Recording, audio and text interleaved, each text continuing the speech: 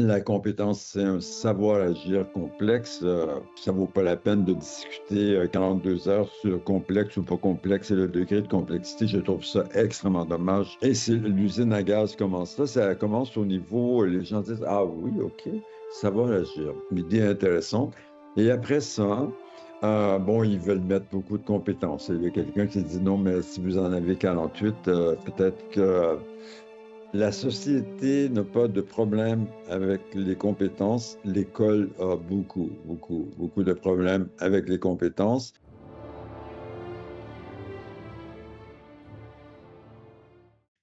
Bonjour Jacques, bienvenue sur ce podcast qui s'intéresse principalement à la mise en place de la démarche portfolio et plus largement l'approche par compétences. Alors je pense que beaucoup de gens te connaissent et j'aimerais quand même, comme la plupart des invités, comme tous les invités, est-ce que tu pourrais te présenter brièvement qui est Jacques Tardif? Bonjour, ça me fait plaisir d'avoir dit oui à l'invitation. Qui est Jacques Tardif? Bon, on pourrait dire que c'est quelqu'un qui a passé 39 ans comme prof à l'Université de Sherbrooke après avoir travaillé quelques années comme psychologue dans des écoles primaires euh, à Montréal même. Et puis, la raison pour laquelle je raconte ça, finalement, c'est de dire que s'il y a une chose que je ferais dans ma vie professionnelle, ce serait de le faire si j'avais 18 ans aujourd'hui ou 20 ans. Je referais la psychologie, qui était pour moi vraiment une formation absolument remarquable, qui a influencé franchement ma vie. Psychologie de l'éducation, bon, j'irais peut-être vers quelque chose qui est neuropsychologie ou une branche comme celle-là, mais je demeurerais préoccupé de l'apprentissage, de la formation et tout. Et pour clore cette partie qui ne devrait pas être le cœur de notre présentation, je dirais que cette formation m'a amené à être toujours très préoccupé de l'apprentissage que les personnes en formation étaient en train de faire, leur parcours d'apprentissage, de formation, quelles étaient les difficultés rencontrées. J'étais toujours très préoccupé de l'engagement des étudiantes et des étudiants et encore plus de leur identité qu'ils sont en train de développer au fur et à mesure de la formation, quoi, même si on était à l'école primaire. Et tout ça m'a conduit, excuse-moi, un jour à m'intéresser aux compétences, aux approches par compétences, il y a quoi, 20 ans, 15 ans, et puis que j'ai essayé de conceptualiser à travers les âges, quoi. Voilà. Et donc, on pourrait dire professionnellement, je suis une personne qui est préoccupée du parcours de formation des gens et quelles sont les retombées concrètes sur eux comme apprenants ou comme apprenantes et sur leur identité. Et si je vois des gens démotivés par rapport à l'apprentissage ou au parcours, je suis extrêmement inquiet.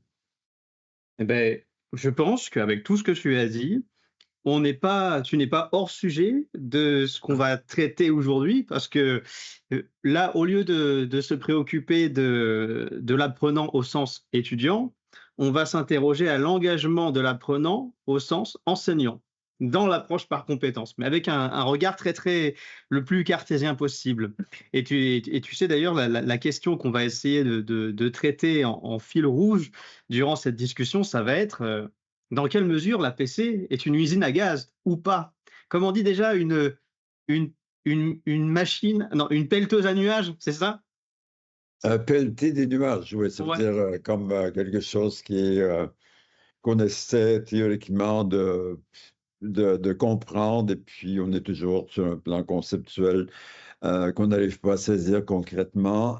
Et quand on essaie de le saisir concrètement ou de l'opérationnaliser, ben, ça donne, là, c'est une expression française que j'ai appris à maîtriser, là, usine à gaz. Voilà. Ouais, ouais.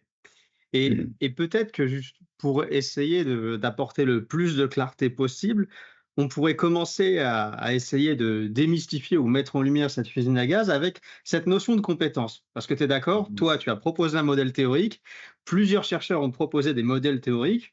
on remplit des bibliothèques avec cette définition, mais finalement, ce qui compte, ne serait-ce pas ben, que l'équipe, que l'écosystème dans lequel on veut faire de la PC ait juste la même définition ou la même approximation.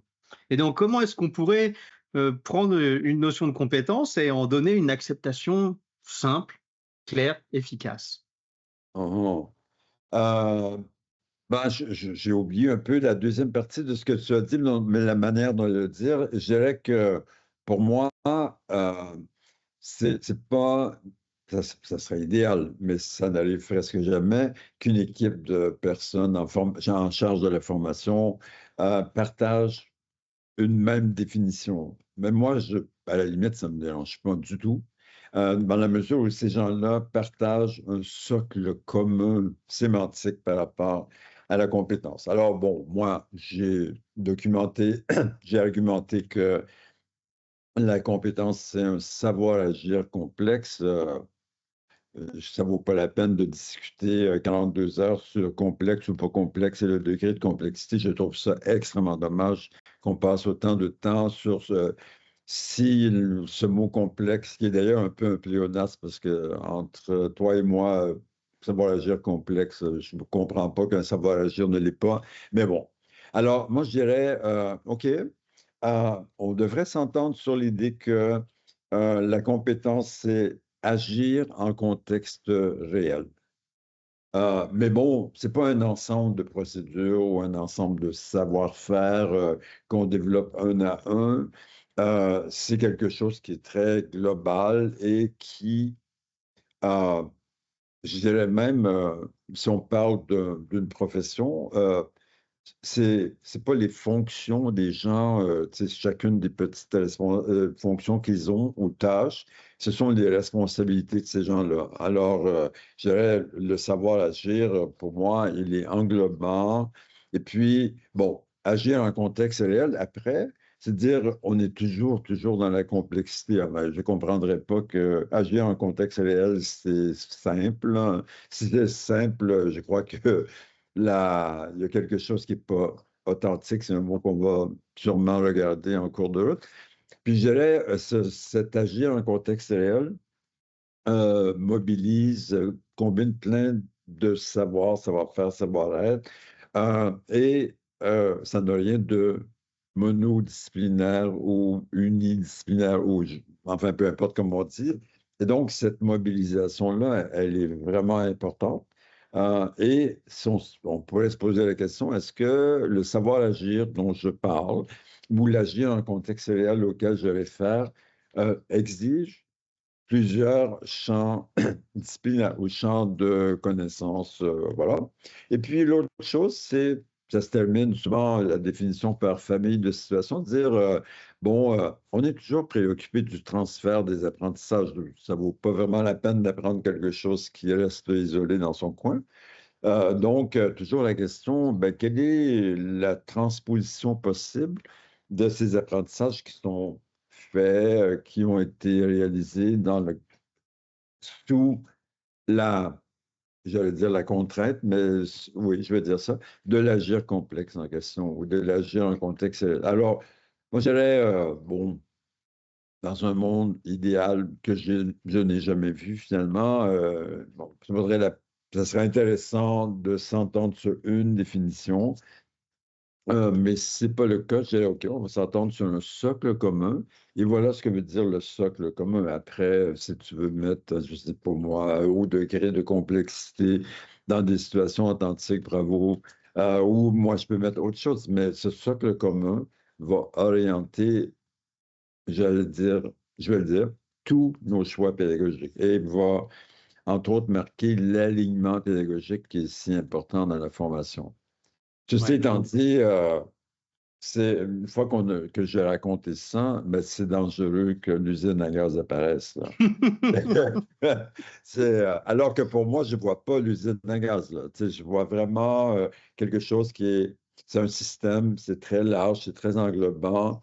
Puis, on- de fil en aiguille, on va jusqu'à une maquette pédagogique un jour. Mais et ce que tu dis là, parce que quand tu dis que tu vois pas l'usine à gaz, pour des bonnes comme des mauvaises raisons, ce que je trouve intéressant, c'est quand tu confrontes justement ces modèles ou même cette vision formulée telle quelle à des gens qui sont pas du milieu et qui te regardent Mm. avec des grands yeux et qui essaient de se dire: «Attends, j'essaie de comprendre». Et moi, dans les formations, j'en arrive en fait à faire entre guillemets «le mauvais élève». C'est-à-dire, je présente pas le modèle théorique en tant que tel, mais on en avait discuté vite fait déjà en off. Je lui demande de construire une définition qui leur semblerait acceptable de la compétence. Et à la fin, on en arrive à, ben, finalement, ça serait la capacité d'un individu à utiliser ce qu'on va appeler des ressources. Donc, dedans, tu peux mettre savoir, savoir-faire, savoir-être, etc., Mhm. pour effectuer une tâche dans certains contextes, dans certaines situations. Et garder à l'esprit que finalement, le contexte peut changer beaucoup de choses dans la manière de déployer ben, ces ressources. Et, et on en arrive là, et une fois qu'on en arrive là, je peux leur balancer ta définition, et après ils se disent, attends, on va connecter alors les différents mots que tu nous as donnés avec les nouveaux, et ah ok, d'accord. Mais c'est, et, et cette phase-là, elle me paraît fondamentale pour avoir un dictionnaire commun, parce que sinon j'ai beaucoup de mal à les mobiliser. Et peut-être que justement, l'usine à gaz en question, elle peut commencer à partir du moment où il est très difficile de trouver un dictionnaire commun qui ne demande pas trop d'efforts à chacun. Je sais pas si je suis clair. Oui, ben, la démarche que tu viens de décrire là, c'est une démarche pour mobiliser une équipe de personnes en charge de la formation, excuse-moi, qui me semble tout à fait efficace et qui tient compte de, de l'engagement graduel des gens en disant, ah oui, c'est quelque chose que je comprends davantage. Parce que un des grands dangers, c'est que les gens disent, ah, je fais déjà. Ah, donc là, ça veut dire la porte est fermée passablement. Tout. Donc, cette démarche-là ça ressemble à ce que moi j'aurais tendance à privilégier, dire commençons par où sont les gens, puis créons, c'est ça le socle commun, dans le fond, une base, et après, bon, on arrive à dire, bon, si on était dans une logique d'approche par compétence, voici ce qu'on retiendrait comme définition ou comme périmètre sémantique dans lequel... Moi, ce que je trouve très dommage, quand les gens n'ont pas fait ce que tu dis privilégié, et c'est l'usine à gaz commence ça commence au niveau, les gens disent, ah oui, OK, ça va agir. Une idée intéressante. Et après ça, bon, ils veulent mettre beaucoup de compétences. Il y a quelqu'un qui dit, non, mais si vous en avez 48, peut-être que vous êtes un behavioriste bien déguisé, là, où vous n'avez pas les bons vêtements pour... Donc, les gens disent, OK, voilà. Donc, ils font un référentiel avec, je sais pas, 7, 8, 9, 10 compétences. Disons 7 plus ou moins 2, tiens, pour aller avec des trucs de mémoire. Et puis après, ben, les gens ils prennent une compétence, ils disent, ah, dans cette compétence-là, il y a 10 sous-compétences. Et donc, ils prennent la compétence, ils détaillent une multitude de sous-compétences. Moi, dans des programmes français officiels, là, j'en ai vu jusqu'à 10. La formation en ostéopathie est le meilleur exemple que j'ai vu. Il y en a d'autres. Il y en avait en nursing aussi ou en soins d'infirmiers. Dans la version avant 2026, euh, ben là, si vous avez 6 compétences dans un référentiel et 10 sous-compétences pour chacune des compétences, c'est un de 60.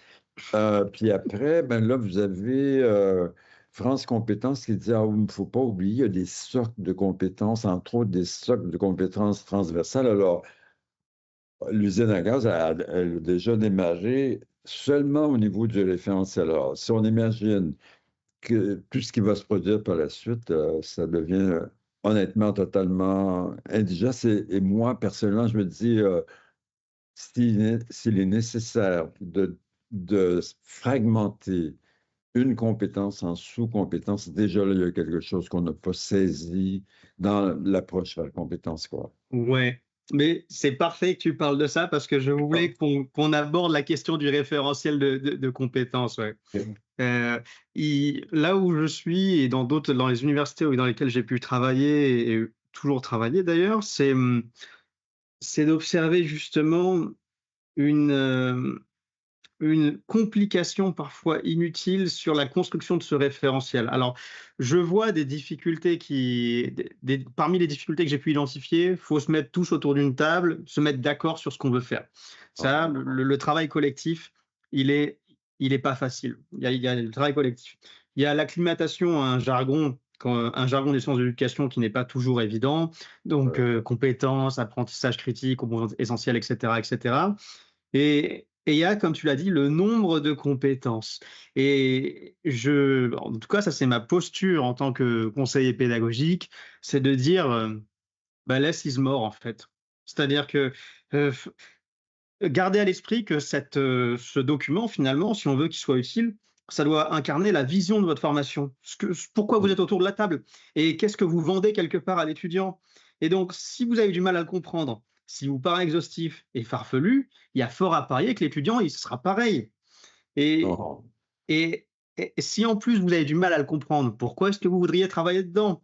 Donc, on n'est pas obligé de se mettre une pression de performance. On peut se dire 3, 5 compétences. Et déjà, si on arrive à s'entendre sur 5 compétences, c'est déjà très, très bien, hein. Et si on sait, Oui. c'est pour ça, il y a cette première dimension.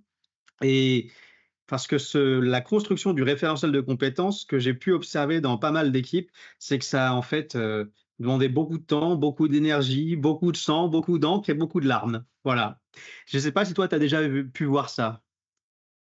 Oui, et je dirais, à chaque fois, je trouve ça malheureux parce que, par exemple, le souvenir que j'ai de certains accompagnements, après un certain temps, l'équipe dit Oh my God, il y a beaucoup de discussions sémantiques ici, alors que c'est pas du tout l'objet. L'objet, c'est de dire attendez, là, vous êtes une formation, je sais pas moi, en génie mécanique. Vous êtes tous ensemble autour de la table. Qu'est-ce que vous voulez que l'étudiant ou l'étudiante maîtrise au terme de sa formation? Et qu'est-ce que vous trouvez comme étant une exigence minimale? On va appeler ça un profil de sortie. Il va en avoir un pour chacune des compétences et tout. Euh, et bon, ça, je pense qu'assez rapidement, les gens, selon mon expérience, comprennent cette histoire de profil de sortie, voilà. Puis on peut dire, ben, attendez, là, que vous soyez, je ne sais pas moi, en architecture, en soins infirmiers ou pour une formation en enseignement primaire ou secondaire, qu'est-ce qui vous permettra de dire que cette personne étudiante-là a atteint un niveau attendu? Puis le niveau attendu, c'est pas une médaille d'or, c'est dire, c'est un seuil de passage où la personne va maîtriser à un niveau vraiment suffisant au terme de sa formation pour maîtriser, pour intégrer une équipe, assumer des responsabilités professionnelles de manière judicieuse, réfléchie, éthique et tout ce qu'on veut. Et là, ben, je trouve que là-dessus, les gens s'entendent passablement bien. Après, c'est quand on... Moi, si j'étais ingénieur pédagogique, ben, c'est ce que j'ai fait dans mes accompagnements, là, sans être un ingénieur pédagogique. C'est dire aux gens, OK, on, on va travailler les référentiels, puis on va toujours y penser en termes de qu'est-ce que vous attendez au terme de la formation. Puis après, on va remonter dans le temps jusqu'au premier semestre de la formation. Et en remontant dans le temps, très rapidement, les gens retournent à la maquette pédagogique qui existe déjà et ce qui est monodisciplinaire. On dirait que j'ai une obsession sur le monodisciplinaire, parce que c'est vrai. Et à tous ces silos qu'on présente de manière différenciée aux étudiants et aux étudiantes, et puis il n'y a personne qui réunit ça pour eux. Donc, voilà, mais je dirais, pour moi, le profil de sortie, c'est quelque chose qui est vraiment crucial et quelque chose qui m'aide aussi, qui m'a aidé à dire, ben attendez là, si vous avez, supposons qu'on est dans le domaine de la santé, puis les gens disent, j'ai pas la bonne formulation, mais euh, un diagnostic médical ou infirmier. Voilà. Puis les gens commencent à dire, ah, monsieur, il y a une sous-compétence, c'est rencontrer le patient. Une autre sous-compétence, c'est lui poser des questions en entrevue. Puis une autre, c'est interpréter les données. Moi, je dis, Qu'est-ce que vous voulez exactement, là? Vous voulez spécialiser les gens dans chacun de ces petites phases, mais vous voulez probablement quelque chose de plus global et une personne qui fait un raisonnement clinique puis qui réfléchit à plusieurs éléments. Voilà. Donc, c'est ça la compétence. Mais euh, la, la- la division en sous-catégories, puisqu'on parle de santé, je crois que c'est une maladie universitaire. Oui, ah ouais. Bon, Ouais, peut-être qu'il faut ouais. enlever ça dans le podcast sur le balado. Mais ça, honnêtement, alors j'aimerais vraiment le laisser parce que si on fait de l'épistémologie, si on fait de l'épistémologie embarquée, c'est vraiment tous les pieds. Parce qu'il y a des fois, et des profs m'ont dit ce que tu as dit d'une autre manière. Ils m'ont dit, mais l'approche par compétence, on a l'impression que c'est plus un terrain de recherche pour chercheurs en sciences de l'éducation qu'un truc vraiment utile. Et je me dis, ah, peut-être on peut toucher quelque chose. Mais moi, là où je te rejoins complètement, c'est que ce que je dis aux équipes que j'accompagne, le référentiel, en fait, c'est la destination. C'est là où vous voulez emmener les étudiants. Donc, faut surtout pas dépenser trop d'énergie. Parce que l'énergie qui va être importante, ça va être dans la construction du chemin et comment on prend l'étudiant du point de départ et qu'on l'emmène en fait sur cette destination. Et j'en suis même arrivé, ça va te faire sourire, mais je t'en avais vite fait parler, à voir comment l'intelligence artificielle peut aider. C'est-à-dire que maintenant, moi, en tant qu'ingénieur de formation, je suis capable de construire des référentiels, mais je me suis amusé à bidouiller en fait un petit protocole qui permet en fait, qui va poser un ensemble de questions aux profs. Qu'est-ce que tu attends à l'issue de ta formation? Donc, quelle situation métier veux-tu confronter tes étudiants? Enfin, à quelle situation professionnelle tes étudiants seront confrontés? Est-ce que tu as un exemple, tu as une fiche RNCP qui traîne ou quelque chose comme ça? Et une fois qu'il y a toutes ces informations, le prof, il a juste à répondre oui, non, oui, j'ai ça, j'ai pas ça. Et à la fin, il lui sort dans un tableur Excel des compétences. Une fois que c'est validé, il propose des composantes essentielles. Une fois que c'est validé, apprentissage critique. Et à la fin, il a un truc qui peut tenir la route. Et il faut qu'il le soumette à ses collègues, qu'ils le valident. Et en ce moment, on fait ça. Et la réaction des collègues, c'est oh putain, on n'a plus besoin d'y passer 3 ans. Et oh, c'est beaucoup moins compliqué. Et pourtant, on a essayé de le mettre à mal, mais en fait, on est d'accord avec lui. Et, et ce que j'avais dit aux équipes, c'est que cette démarche-là, elle peut être utile à partir du moment où vous n'avez pas envie de développer une compétence d'ingénierie de formation. Mais elle peut être utile si vous voulez vous épargner un peu d'énergie et utiliser cette énergie préservée à accompagner l'étudiant, à construire les situations d'apprentissage. C'est vraiment des arbitrages que je fais. Et je leur dis, moi, mon objectif, c'est que vous gardiez l'énergie, il faut que vous gardiez du moral pour pouvoir continuer. Parce que le référentiel, en fait, c'est le début du voyage. C'est la destination pour les étudiants, mais pour vous, c'est le début du voyage dans la transformation en approche par compétence. Et je dirais que ouais, c'est ma préoccupation, c'est engager, encore une fois, c'est maintenir l'engagement des équipes et faire en sorte que ça se passe bien. Et ça, je trouve que. Vas-y, tu as quelque chose à dire, dis-moi. Quand tu as commencé cette dernière intervention, tu avais plus mis l'accent sur c'est la finalité, quoi. C'est ce que l'étudiant ou l'étudiante va développer va avoir développé au terme de la formation. Et de fil en aiguille, tu as introduit le référentiel, c'est aussi un élément extrêmement important parce que c'est lui qui va cadrer tout ce qu'on va développer dans la formation, les situations d'apprentissage, d'évaluation, comment on va construire la maquette pédagogique, excuse-moi. Et donc, je dirais, c'est le point de départ, c'est le point de cohésion de tout ce qu'on va construire. Mais le référentiel, il définit clairement pour un étudiant ou une étudiante le parcours, donc, il devrait définir le parcours. En tout cas, s'il ne définit pas le parcours, il définit très clairement euh, le point d'arrivée et ce que j'ai nommé tout à l'heure, le profil de sortie. Et ça devrait être très précis pour l'étudiant, tous les étudiants, mais les profs également. Et, Ouais. et ça devrait faire en sorte que euh, la maîtrise des compétences, la maîtrise attendue des compétences ne puisse pas être la somme de toutes les ECTS que j'ai cumulé durant ma formation, il y a des éléments qui sont, je reviens, monodisciplinaires ou qui sont plus de l'ordre de maîtriser des ressources internes ou quelque chose Oui. qui est plus théorique. Et voilà.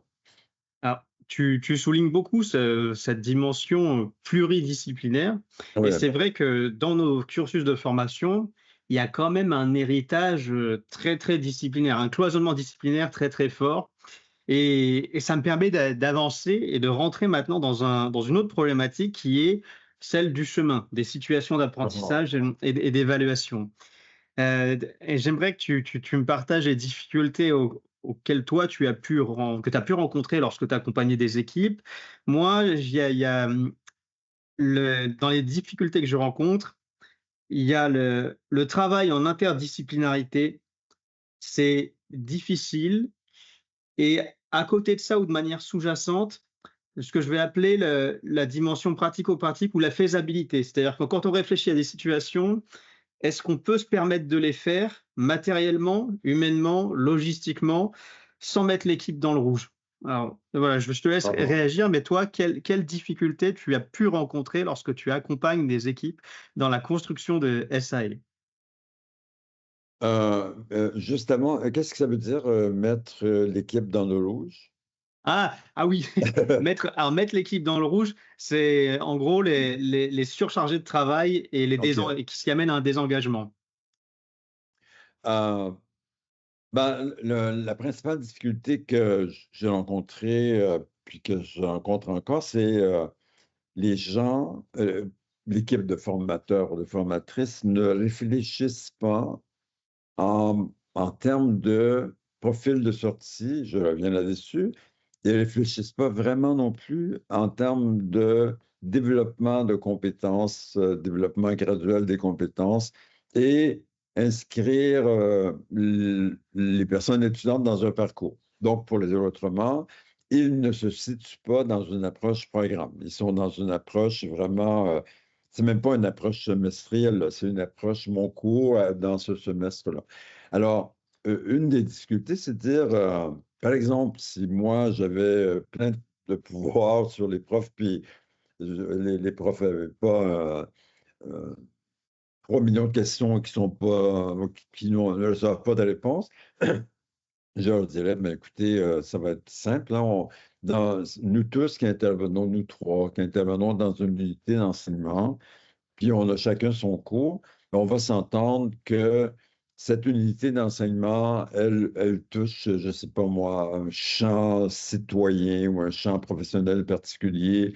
Il y a un problème, il y a une situation complexe ou il y a un projet, et nos trois cours vont ancrer les apprentissages dans cette thématique de l'UE, puis à la limite pour éviter le rouge, l'usine à gaz, bon, on va faire une seule évaluation, nous trois, pour nos trois cours, puis on va demander à l'étudiant ou à l'étudiante, bon, l'aspect mathématique de ton projet, l'aspect, je ne sais pas, physique des matériaux de ton projet et autre chose.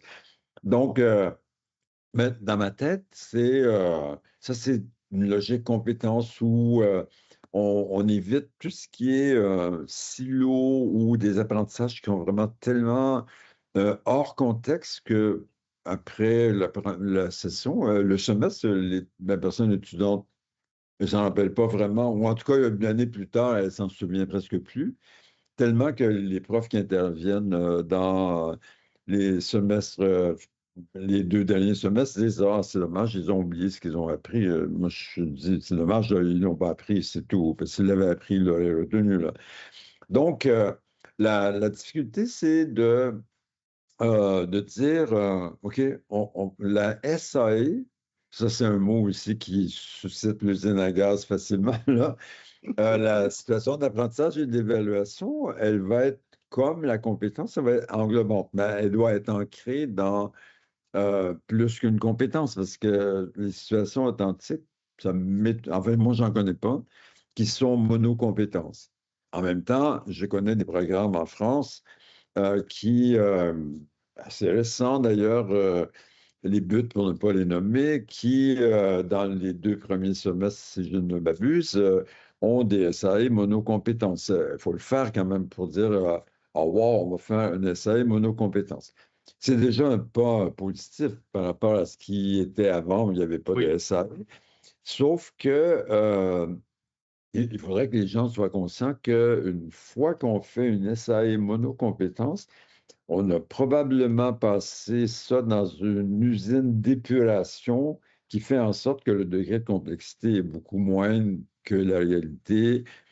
La situation perd un peu de sa complexité ou de son authenticité. Et là, je me poserais toujours la question, est-ce que je suis toujours en train de développer la compétence ou j'ai pas fait quelque chose qui est tellement simplifié que, bon, ça fait sens, mais ça fait pas beaucoup de sens. Donc, je dirais que c'est difficile pour quelqu'un, une personne dans l'enseignement qui a été responsable d'une activité, je ne sais pas moi, les pathologies dans la médecine occidentale, puis il enseigne ça, puis on apprend ça théoriquement, puis après, ben, cette personne-là ne se préoccupe pas vraiment de comment la personne va utiliser ça ultérieurement dans sa formation.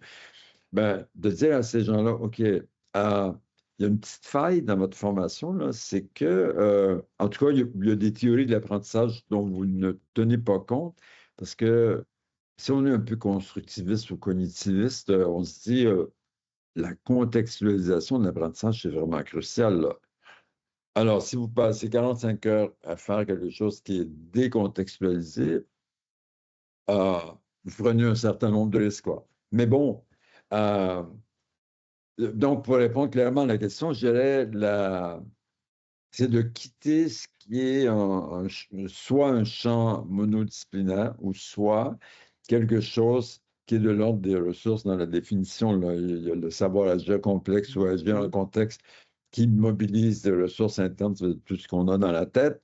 Euh, si on développe ces ressources internes hors contexte, ben, il faudra bien un jour contextualiser et la SAE ou les SAE visent cela de manière précise et directe et obligent, dans le fond, un regard qui est multidisciplinaire, là, peu importe comment on le dit, c'est pas grave, mais qui dépasse la frontière d'un. Mais c'est quand même significatif de réaliser que dans des formations récentes, on scénarise quelque chose qui est monocompétence. Ça veut dire, bon, moi, je grogne un peu contre ça, là, mais il faut, quand on est ingénieur pédagogique comme toi, dire, ah, ça, souligner la maturation, souligner le voilà, progrès. voilà, exactement, et dire, ben, on n'a pas, on n'est pas rendu au bout, mais on s'approche, en tout cas, on a fait des changements importants. Oui, non, c'est un peu mon approche d'ailleurs, pas que pour les enseignants et étudiants, mais pour la vie de manière générale. C'est on avance par petits pas, et tant on garde le moral, c'est le plus important. Mais tant qu'on Le, voit ses progrès aussi, ou que oui, quelqu'un souligne les progrès, moi, ce que je déplore aussi, Euh, ben, en tout cas, moi, ben, ça fait partie de ma formation aussi. Tu sais, dans une dynamique de changement, c'est dire, bon, écoute, Dylan, je pense que dans ce que tu fais, il y a un petit problème. Et moi, je connais quelque chose qui s'appelle l'approche par compétence. Et ça va t'aider à dépasser cette situation problématique ou ces limites-là. Ben, ça veut dire aussi que au terme d'une première année ou au terme d'une deuxième année, il faut dire, ben, on est rendu où là? Est-ce que ça a ouais, vraiment amélioré quelque chose ou est-ce so qu'on est. what? Oui, voilà. Et donc, ça, on ne fait pas souvent, hein, malheureusement. Hmm. Oui, mais j'ai aucun problème à l'idée d'être un mauvais élève et avancer petit pas par Ah, petit pas, parce que dans une logique d'accompagnement, je suis la personne que j'accompagne. Et, et ouais. ça, c'est un premier élément auquel je tiens beaucoup. Ensuite, quelque chose que tu as dit plus tôt sur cette question du cloisonnement disciplinaire. Si je creuse, parce que j'aime bien creuser, et est-ce que derrière, il n'y aurait pas en fait certains enjeux personnels comme abandonner la souveraineté de son enseignement? C'est peut-être très difficile à faire dans la mesure où, en tout cas en France, l'approche par compétences, ça vient remettre en cause finalement des identités, des identités d'enseignants. C'est-à-dire quand tu construis ton identité sur ton cours, Mhm. dans un univers cloisonné, ça peut être très dur parce que tu es obligé finalement d'accepter une incertitude, de ne pas avoir le contrôle sur ce que tu sais, puisque tu ne cherches plus à évaluer uniquement ce que les gens savent, mais ce qu'ils sont capables de faire avec ton cours dans certaines Mhm. situations. Et donc, ça peut nécessiter ouais, d'accepter une part d'imprévu, d'incertitude, ça peut être insécurisant. Et moi, en tout cas, j'ai l'impression d'identifier toutes ces choses-là. Et, et parmi les résistances auxquelles je peux être confronté, bah, il y a des résistances en fait qui sont assez ancrées parce qu'elles touchent à l'identité des personnes avec qui on travaille. Je sais pas, qu'est-ce que tu en penses toi? Ah, mais je suis tout à fait d'accord avec ça. Je dirais, il y a des résistances identitaires où ça va dans le sens de ce que tu décrivais. Parce que, et puis il y a quelque chose qu'il faut prendre en considération aussi, la, être devant des étudiantes ou des étudiants, disons, assumer la responsabilité d'un cours durant 45 heures. Je dis 45 heures parce que c'est un peu la norme québécoise, hein. Euh, Devant, par exemple, 100 personnes, c'est jouer l'équilibriste, là. C'est un peu funambule quelque part. Et puis, il y a des gens qui ont développé quelque chose qui leur donne une base très sécuritaire, comme le cours est bien planifié, ils ont une séquence dans laquelle ils présentent, ils connaissent déjà les questions qui vont apparaître, en tout cas, ils peuvent soupçonner les questions qui vont apparaître, ils peuvent, je ne sais pas moi, susciter certaines questions, mais ils ont des réponses déjà. Et donc, je dirais que les gens avec l'expérience, ce sont une majorité de personnes, des gens qui sont des, des bons orateurs, des bonnes oratrices. Euh, Ils sont installés dans il n'y a pas beaucoup de risques dans cette Une zone de zone-là. confort? Une zone de confort, voilà, c'est le mot que je cherchais. Et puis soudainement, il y a quelqu'un qui dit, oh, la PC, c'est une bonne idée. Puis il y a un ingénieur pédagogique qui apparaît, puis qui dit, vous devriez travailler en groupe, puis vous savez, la classe inversée, c'est génial. Et si vous contextualisez les apprentissages, moi, je comprendrais que un certain nombre de personnes sont non seulement déstabilisées en dehors de leur zone de confort, mais aussi ils vivent une situation comme si durant ta vie professionnelle d'enseignant, disons, durant 20 ans, non, 10 ans, disons 10 ans, tu as fait ce scénario, cours magistral, blabla. Puis maintenant, on se dit, bon, Dylan, tu vas t'asseoir avec des équipes d'étudiants, ils vont te parler de leur projet, tu vas faire du mentorat, tu vas faire du coaching, et régulièrement, tu vas dire, oh, stop. On va décontextualiser, on va construire une base de connaissances qu'on va appeler vos ressources internes dans la tête. Ça, c'est demander à quelqu'un de faire quelque chose qu'il ne maîtrise pas et qui est franchement extrêmement insécurisant. Et moi, je serais attentif à ça. Et c'est là où c'est bien d'accompagner les gens dans la planification et tout. Je trouve qu'il faut aller un pas de plus pour dire, OK, dans la vie quotidienne, voilà le soutien que je peux vous offrir, ou voilà apprivoiser la bête, quoi. Oui. Et Et ça, c'est quelque chose auquel, à mon avis, on n'accorde pas suffisamment d'importance. S'il y a un bon exemple dans ça, c'est les gens dans le domaine de la santé qui ont fait apprentissage par problème. Moi, je connais des facultés où ils font deux choses, mais ils en font plus que deux, mais la faculté dit, OK, on va donner une formation aux profs qui deviennent des tuteurs. OK, qu'est-ce que ça mange en hiver, ça? Ça, c'est une expression québécoise. Puis, ils donnent une formation, par exemple, 3 jours sur quel est le rôle de tuteur, quelles sont les dérives et tout. Puis, ils font la même chose avec les personnes étudiantes pour dire qu'est-ce qui est maintenant attendu de vous comparativement à un cours où que vous écoutez le prof et vous dites, vous prenez des notes, puis vous dites, oh, mais s'il a élevé la voix, ça va être une question d'examen, je note ça sérieusement. Puis là, on vous dit, ben, allez lire et tout, puis revenez en disant, qu'est-ce que j'ai appris que je ne savais pas quelques jours plus tôt. Donc, il y a un apprentissage de ça et Ben, je dirais atteindre un certain confort, mais j'aimerais mieux dire apprivoiser la bête, quoi. C'est-à-dire, qu'est-ce qui est attendu de moi maintenant? Puis, c'est une vie professionnelle avec des risques, mais c'est ça, la vie professionnelle. Il y a jamais de réponse noire Mm. ou blanc. C'est toujours, oui, selon telle ou telle situation, voici ce qu'on pourrait prioriser, quoi. Alors, et ça, j'accorderais beaucoup, beaucoup, beaucoup d'attention à cela, Ouais. à cette situation. Ouais, je peux rebondir, vu que ça me donne des idées sur l'importance finalement de se montrer en tant que personne de soutien, mais que ce soutien ne soit pas très, très abstrait et théorique. Et ça, c'est l'une des choses à laquelle j'ai pu être confronté, c'est l'idée de, OK, vous m'expliquez les théories, ces théories, elles sont très jolies, elles donnent envie, mais Oh, concrètement, je fais comment? Et là, ça permet d'arriver sur le petit temps qui nous reste sur la question de l'évaluation des compétences. Tu parlais justement de la distinction situation monocompétence ou oh, pluricompétence.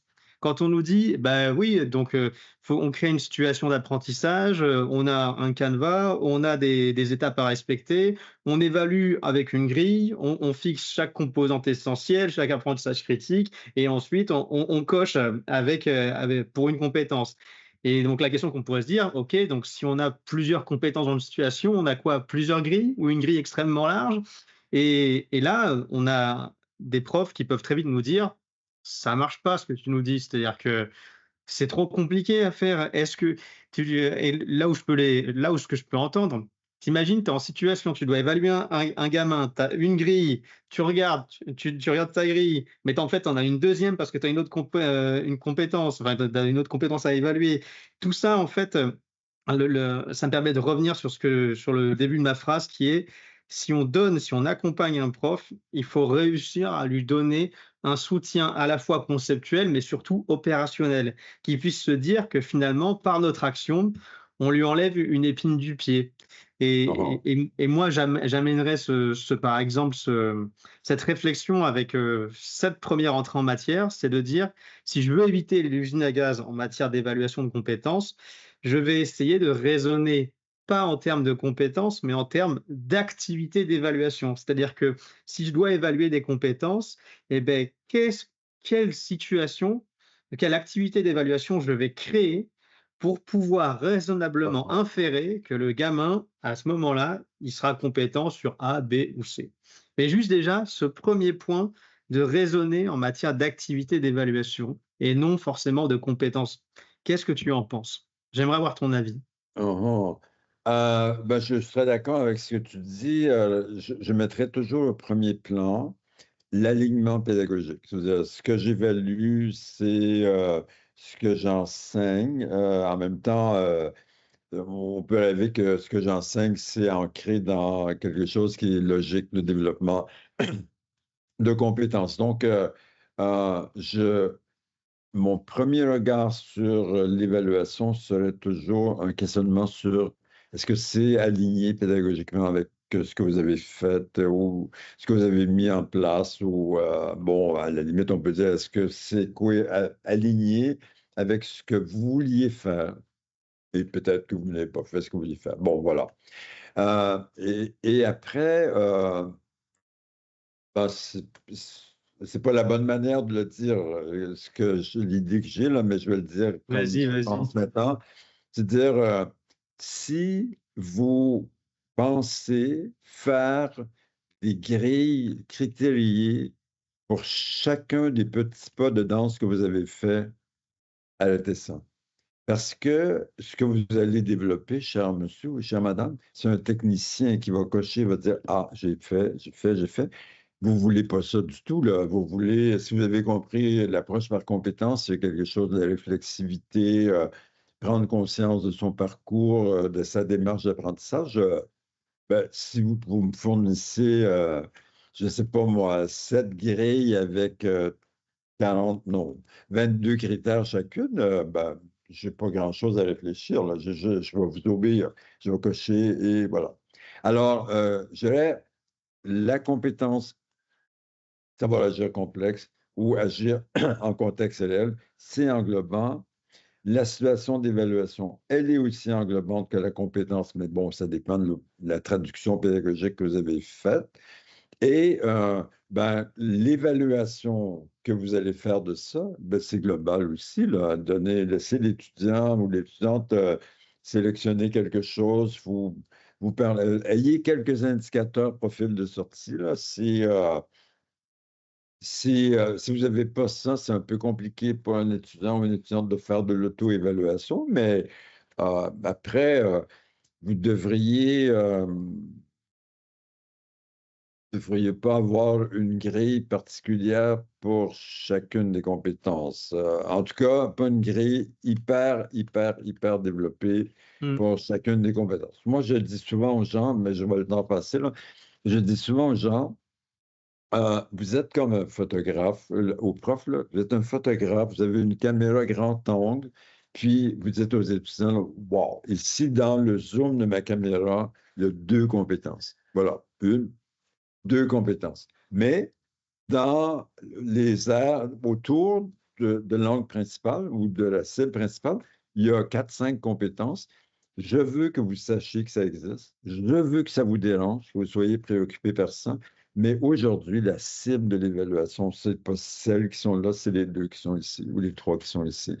Et ça, parce que les profs, je comprends aussi, ils ont l'impression qu'ils sont une occasion unique dans la vie de l'étudiante ou l'étudiant, puis ils devraient aborder ça de manière exhaustive.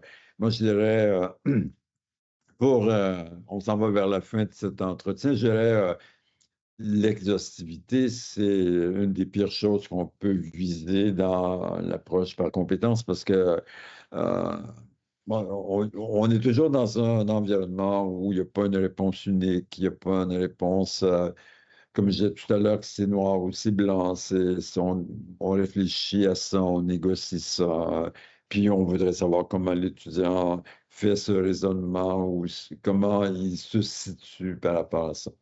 Oui, oui, oui.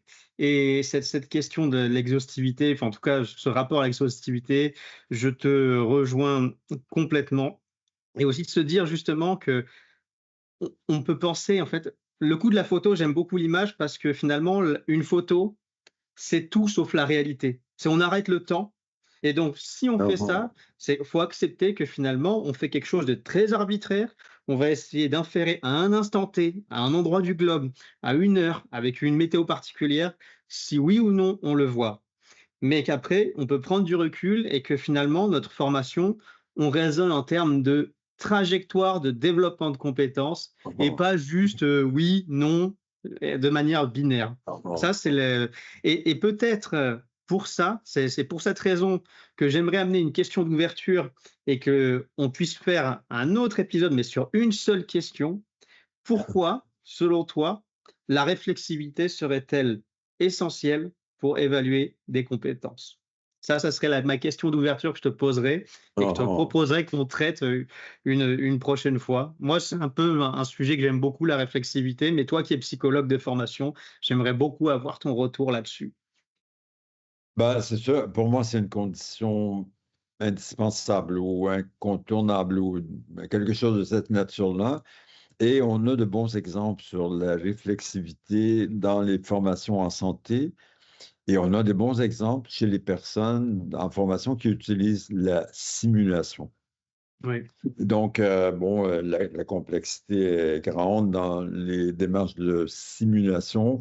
Puis après, se dire, OK, qu'est-ce qu'on a appris en faisant ça? Là, c'était intéressant, motivant et tout, mais qu'est-ce qui, qu'est-ce qui se passe? Qu'est-ce qui vous avez développé comme apprentissage? Et ce moment de réflexivité, selon moi, est vraiment extrêmement important, d'autant plus que l'IA fait partie des ressources externes autour de la compétence, c'est que ben, on pose plein de questions, on appelle ça souvent la pensée critique, mais on pourrait dire il y a de la réflexivité aussi avec l'IA, là.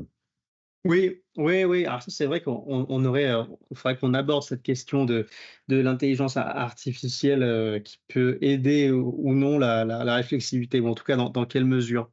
Et je Mmh. viens de repenser à un truc quand tu as dit justement l'alignement pédagogique qui est fondamental.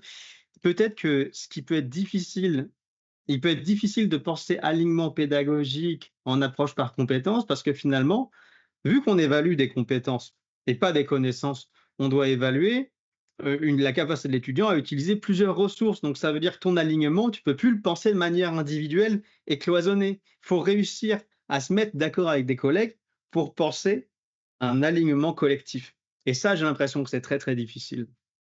Ben, c'était, je ne sais pas dans quelle partie de l'entretien, là, mais c'est quelque chose qu'on a abordé un peu de manière périphérique, mais je dirais oui.